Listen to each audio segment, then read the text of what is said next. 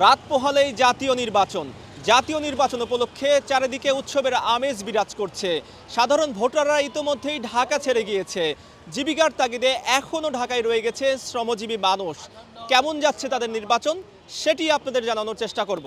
17 থেকে 18 বছর পরে ভোট, তো মানুষের ভিতরে একটা আনন্দ বিরাজ করতেছে।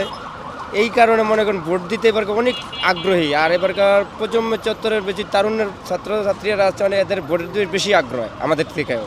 টাকা পয়সা নাই, জেনিয়াম কথা যেটা মিথ্যা কথা এখানে বলে লাভ কি? আমার টাকা পয়সারই খুব সংকট। আর যাতে 1000 করে মনে করো 2 জনের 4000 টাকা লাগতো, যাও 2000 টাকা লাগতো যাইতে, আবার আসতে তা বাদে তো খরচ আছে। আমি এই জন্যই যাইনি, সত্যটাই বললাম। না তো মিথ্যে কথা বলতে পারতাম এখানকার ভোটার। আমি তো আর ওইটা বলি নাই, আমি যাইতে পারবো না, আমার বাবা মাকে আমি বলছি। আমরা এর আগে কোনো ভোট দিতে পারিনি, মানে নির্বাচন যে বারবার 3টা নির্বাচন হয়েছে আমরা ভোট দিতে পারিনি। আমাদের গ্রামেই কেন্দ্র, ভোট দিতে যায় মনে করেন যে বলছে যে ভোট হয়ে গেছে, এবং বা ভোট দিতে যায় আমি ব্যালট চাইছি, বলছে যে না ব্যালট নাই, ব্যালট শেষ হয়ে গেছে। তো এই যে আশা, এরা মনে করেন 17 বছর পরে এটা আমাদের আনন্দিত আশা, মানে নিজ হাতে ভোটটা দিতে পারবো এই বলে মনে করেন যে মানে এখনও চেষ্টায় আছি। ইনশাল্লাহ আজকে রাতে যাওয়ার মানে নিয়ত নিচ্ছি, যেভাবে হোক চলে যাবো, যাই যেন কালকে ভোটটা দিতে পারি। আপনার জন্য দোয়া রইল।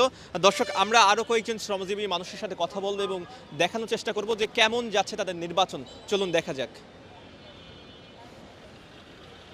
না, আল্লাহ দিলে খুব ভালো হবে। কালকে নির্বাচন, আজকে একটুতেই মনে করেন খুশি খুশি লাগতেছে আর কি।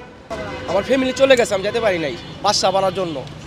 10 তারিখে গেল না, বাসা বানার অবস্থিতি সামনে আজ 12,000 রুম ভাড়া দিছি, পরে ফ্যামিলি পাড়াই দিচ্ছি কষ্ট মষ্ট করে। এখন মনে করেন বিষয়টা ঈদের থেকে ভালো লাগলে বিষয় হইলো কি, মানুষ যারা ঢাকার ভোটার তারাই ঢাকা আছে, আর সবাই কিন্তু দেশে চলে গেছে। যদি ভালো সুস্থভাবে ভোট হয় তাহলে সবাই ভোট দিতে ইনশাল্লাহ আগ্রহী, এরকমভাবে সবসময় থাকবে। খুব ভালো লাগছে এবারের নির্বাচন। দেশে যেতে মনে করেন আসা যাওয়া মোটামুটি 3000 টাকার মতো লাগে একজন মানুষের। পঞ্চগড়ে তো মনে করেন 1000 টাকার টিকিটই তো লাগে। প্রার্থী মনে করেন সৎ, আদর্শ, যোগ্য, ন্যায়ের পথে যারা চলে, যারা ওয়াদা দেয় ওয়াদা বরখেলাপ করে না, এই ধরনের প্রার্থী। নির্বাচনে আমার কাছে জামাত আগাই আছে। তো মোটামুটি খুবই ভালো লাগছে, খুবই আরাম লাগছে, খুবই সুন্দর জিনিসটা, খুবই সুন্দর লাগছে। যে আমার যাইতেই পারবো না, করে 100 গ্যারেন্টি বিএনপি যাই, 100 গ্যারেন্টি বিএনপি গেছে, আমি কইলাম।